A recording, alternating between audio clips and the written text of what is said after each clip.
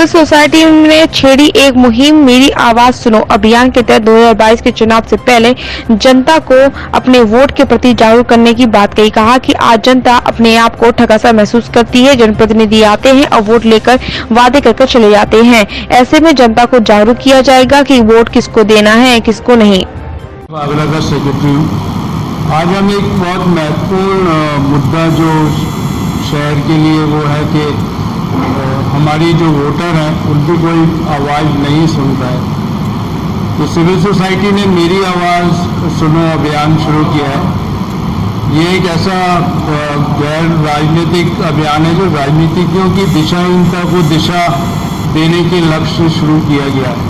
हर बार ऐसा होता है कि इलेक्शन जीतने के बाद जनप्रतिनिधि जो है वो जनता के पास आते नहीं हैं और जनता के कार्य नहीं होते हैं, इसलिए जनता अपने आप को ठगा हुआ सा महसूस करती है। जो पॉलिटिकल पार्टीज हैं वो अपने हिसाब से कैंडिडेट्स को चुनती हैं और शहर के ऊपर उसको दे देती है और उसमें से शहर के वोटर्स को चुनना होता है। लेकिन जीतने के बाद या तो वो पार्टी के पार्टी लाइन पे चलते हैं या अपने अहम के हिसाब से वो करते हैं, लेकिन शहर के बारे में नहीं सोचते। आज हम लोग यहाँ इकट्ठा हुए हैं। मेरे साथ डॉक्टर मधु भारद्वाज है, डॉक्टर आनंद राय है, श्री दयालचंद कालरा है। ये भी अपने वक्तव्य रखेंगे क्योंकि आप लोगों ने भी यही सोच महसूस किया है। उद्देश्य ये है कि हम वोटर को एजुकेट करें और एक हम ऐसा एमएलए चुनने में अगर हम कामयाब हो सकते हैं जो जनता की बात सुने और जनता के जो आगरा से रिलेटेड जो मुद्दे हैं उनके बारे में विधानसभा में जाकर वो बहस करें और हमारी चीज़ों को फॉलो करें। तो ये अभियान कब से शुरू होगा? ये ऑलरेडी हमने शुरू कर दिया है। सोशल मीडिया पे हमने जो आपको पोस्टर दिखाए थे इस पर डालना शुरू कर दिया है हमने, और अब हम इसको ग्राउंड लेवल पर भी लेकर जाएंगे। किस तरीके से आप मतलब मेरी आवाज़ सुनो को मतलब या तो चलाएंगे, मतलब ऑनलाइन चलाएंगे जो लोगों की विचार है उसको, या फिर ज़्यादा अपने पास हम लोगों के पास भी जाएंगे और ऑनलाइन भी चलाएंगे इसको, क्योंकि आज के समय में आपने देखा होगा कि ऑनलाइन जो सोशल मीडिया है वो बहुत इम्पोर्टेंट रोल प्ले करता है, क्योंकि ये हमारा आगरा स्पेसिफिक है और आगरा के अंदर करीब मेरे हिसाब से 30 लाख तो वोटर होंगे आगरा डिस्ट्रिक्ट के अंदर जिनको हमको टच करना है। तो उसके लिए ऑनलाइन भी करेंगे और ग्राउंड लेवल पर भी हम एक्टिविटी करेंगे। उस एक्टिविटी में वोटर्स कॉन्टैक्ट है, डिफरेंट बस्तीज में जाकर हम करते हैं। इस तरह से राजनीति की बातें कर रहे हैं, तो राजनीति को लेकर किस सिविल की तरफ से कोई कैंडिडेट खड़ा होगा? देखिए हमारा जो मानना ये है कि जो भी पार्टी अपना कैंडिडेट खड़ा करे वो जो लोकल ग्राउंड से रियलिटी को जानने वाला कैंडिडेट हो और वो आगरा शहर के बारे में बात करे, उसको हम जरूर समर्थन देंगे। अक्सर ऐसा देखा जाता है कि पार्टी पहले तो बड़े बड़े दावे करती है लेकिन बाद में कुछ नहीं होता, तो सिविल सोसाइटी जो आगरा है वो किस तरह से काम करेगी? वही तो मुद्दा है कि पार्टी बहुत सारे वादे करती है लेकिन आगे जाके कुछ कार्य करती नहीं। उसके लिए हम जागरूक करना चाहते हैं।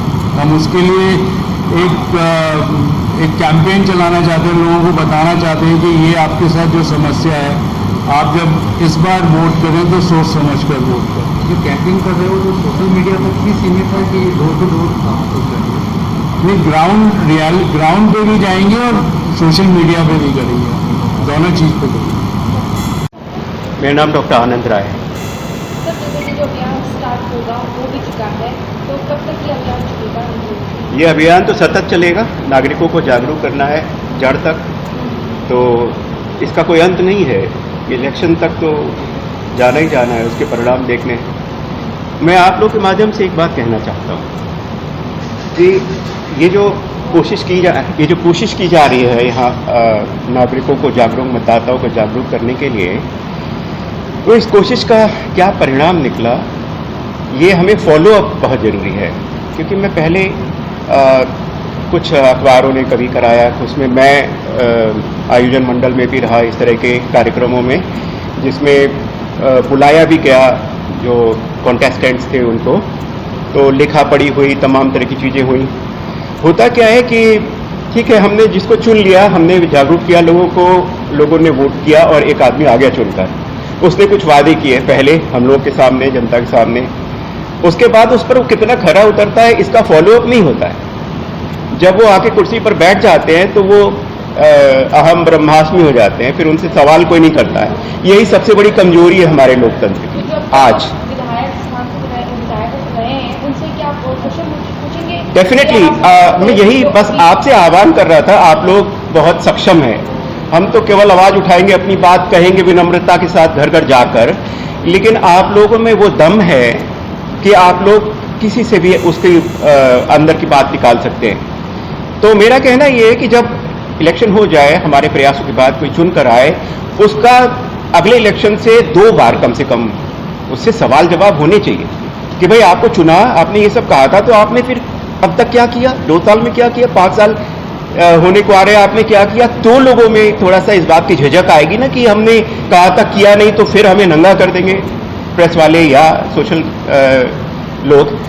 ये आप लोगों से बहुत करबद्ध निवेदन है मेरा कि इसको अपने एजेंडा में आप लोग रख लीजिए कि हम कोशिश करेंगे, आप हमारा साथ देंगे, हमें दिखाएंगे, जनता को दिखाएंगे, समझ रही है जनता, क्या कहती है जनता।